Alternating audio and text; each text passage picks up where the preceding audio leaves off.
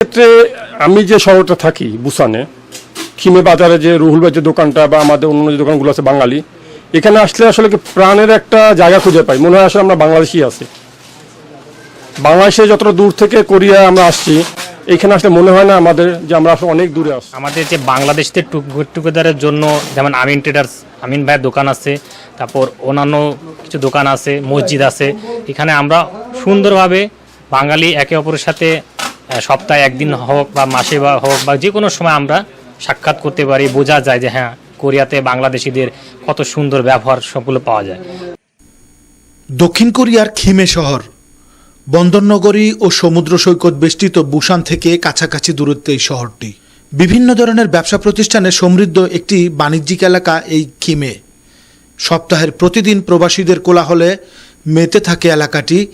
বিশেষ করে সপ্তাহের শনি ও রোববার খিমে শহরটি প্রবাসীদের মিলন মেলায় পরিণত হয়। এই মুহূর্তে আমি অবস্থান করছি দক্ষিণ কোরিয়ার যে শিল্প সমৃদ্ধ এলাকা বুসানের যে খিমে এলাকা, যেটাকে খিম সিজাং বলে পরিচিত। একেবারে শনি এবং রবিবারে এখানে বাঙালি সহ না, বাঙালি, পাকিস্তানি, ইরানি, উজবেকিস্তান, ভারতীয় সকল বিদেশি শ্রমিকের একেবারে মিলন মেলায় পরিণত হয় খিমের এই বাংলা অধ্যুষিত এলাকায়, এই সিজাং বাজারে। সেখানে আমরা ঘুরে ফিরে বেশ কিছু বাঙালির দোকানপাট আমরা দেখেছি, যেখানে দক্ষিণ কোরিয়াতে যারা খাবারের যারা বিব্রতকর পরিস্থিতিতে পড়তো, একটা সময় যারা হালাল খাবার খুঁজে খুঁজে হন্য হয়ে দক্ষিণ কোরিয়ার এ প্রান্ত থেকে ওই প্রান্ত খুঁজে ফিরত, তাদের মাঝে সুখবর নিয়ে এসেছে আমিন ট্রেডিংয়ের এই রুহুল আমিন ভাই। আমরা রুহুল আমিন ভাইয়ের কাছ থেকে তার এই দোকান দেওয়ার গল্প, তার এই ব্যবসা প্রতিষ্ঠানের গল্প, সেই গল্প শুনবো। কোথাও যাবেন না, আমাদের সাথেই থাকুন। দক্ষিণ কোরিয়া দেশটিতে প্রবাসী বাংলাদেশি সহ India, Sri Lanka, Pakistan, Philippines, Indonesia সহ বেশ কিছু মুসলিম দেশের প্রবাসীদের প্রিয় স্থান এই খিম সিজং। প্রায় এক যুগ আগে এই খিমে ছিল অবাঙালিদের দখলে। আজকাল সেই খরা কাটিয়ে উঠে জায়গাটিতে শোভা পাচ্ছে বাংলাদেশিদের বিভিন্ন দোকানপাট, ব্যবসা প্রতিষ্ঠান, হোটেল, তরিতরকারি সহ বিভিন্ন নিত্যপণ্যের দোকান বা প্রতিষ্ঠান রয়েছে এখন প্রবাসী বাংলাদেশিদের। আগে বাঙালি প্রবাসীরা অন্য দেশের মালিকানা দোকান থেকে সেগুলি ক্রয় করলেও এখন তারা খরিদ করছেন নিজ দেশের প্রবাসী বাঙালিদের দোকান থেকে।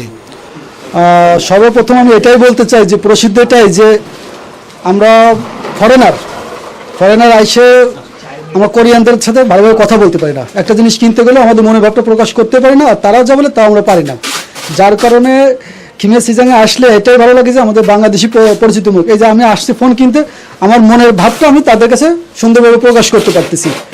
এর জন্য আমাদের জন্য সুবিধা হয় খিমে সিজনে, যার কারণে আমাদের এসে আমরা সুন্দরভাবে এখানে উপস্থাপনা করতে পারি আমাদের কি লাগবে বা আমাদের প্রয়োজনীয় জিনিস কি।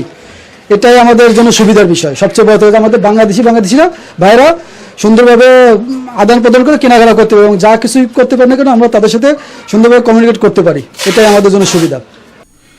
ইউরোপ আমেরিকার চেয়ে প্রবাসীদের কাছে বেতনের দিক থেকে এই দেশটি অনেক এগিয়ে। জীবনমান এখানে অনেক উন্নত। সারা মাস কাজ করলে অন্যান্য দেশের চেয়ে অনেক বেশি টাকা উপার্জন করা যায় এখানে। টাকার অঙ্কে যা প্রায় 2 থেকে 2.5 লক্ষ টাকা। থাকা খাওয়ার মানও ভালো, আর তাই শত শত বাংলাদেশি যুবক অভিবাসী শ্রমিক হিসেবে দক্ষিণ কোরিয়ায় যেতে। বাজারে যে আমিন ট্রেডার্সের যিনি স্বত্বাধিকারী রুহুল আমিন ভাই, আপনি এখানে দক্ষিণ কোরিয়াতে কতদিন আছেন এবং কিভাবে কি অনুপ্রেরণায় আজকের এই ব্যবসা প্রতিষ্ঠান আপনার? আমি কোরিয়াতে আছি 2015 সালের 14 ডিসেম্বর। তো এই হিসেবে ধরতে গেলে দেন আমি 4 বছর 8 মাস শেষ করে চলে গেছিলাম একেবারে। যাওয়ার পরে আমি যাওয়ার আগেই এই বিজনেস প্ল্যানিং করে গেছিলাম। তো যাওয়ার পরে করোনার জন্য তাড়াতাড়ি আসতে পারিনি, 1.5 বছর সময় লাগছিল। এরপরে আসার পরে আমি আমার দোকান ওপেন করি। আপনার এই দোকানে আসলে কি কি সুবিধা মেলে বাঙালির জন্য? আমার এখানে আসলে আপনার বিমানের টিকিট থেকে শুরু করে মোবাইল, বিমানের টিকিট, বাংলাদেশি কাপড়, হালাল ফুড, মোটামুটি সব ধরনের প্রোডাক্ট পাবে। আচ্ছা, কাজে না গিয়ে যে আপনি এই যে ব্যবসায় কিন্তু লাভও আছে লসও আছে, তো এই রিস্কটা আপনি কিভাবে কেন নিলেন? এই রিস্কটা সাধারণত আমরা যারা এখানে সবাই থাকি সবাই মিলেমিশে থাকার একটা চেষ্টা করি। আমি সবার পাশে থাকার ছোট থেকে আমার অনুপ্রেরণা ছিল যে সবার পাশে থাকবো, এজন্যই আমার ছোট থেকে এই ব্যবসা করার মানে চিন্তা ভাবনা। আমি যখন কোরিয়াতে আসি তখনও আমার প্ল্যানিং ছিল ব্যবসা করার। আমি আমার দেশে একটা রেস্টুরেন্টও আছে, ওইখানেও আমি যতটুকু থাকার মানুষের পাশে থাকার চেষ্টা করি, প্লাস এখানেও আমি ব্যবসা করতেছি। মানে আমার টোটালি যে চিন্তা ভাবনা মানুষ কেন্দ্রিক, মানুষের পাশে থাকার এবং বাংলাদেশের মানুষের পাশে থাকার। বাংলাদেশেও আমার ব্যবসা আছে, এখানেও ব্যবসা আছে। জি দর্শক, মানবতা হলো পরম ধর্ম, মানুষ বেঁচে থাকে না, বেঁচে থাকে তার কর্ম।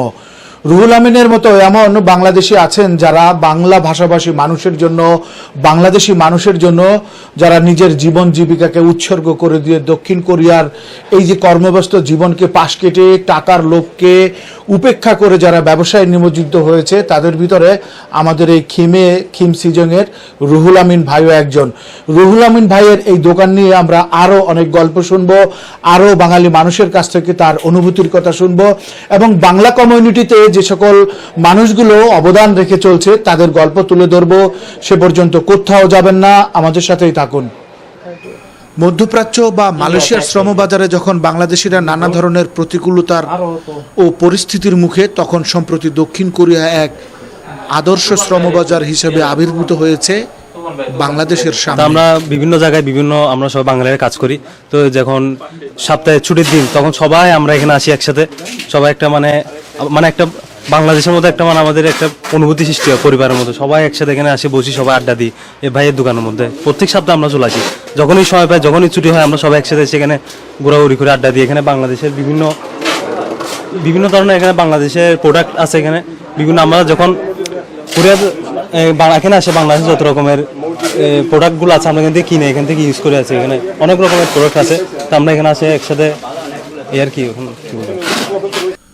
অভিবাসী কর্মীর সংখ্যার দিকটা বিবেচনা না করে যদি আপনি জীবনমান, বেতন এসবের চিন্তা করেন, তাহলে দক্ষিণ কোরিয়া এখন 1 নম্বরে।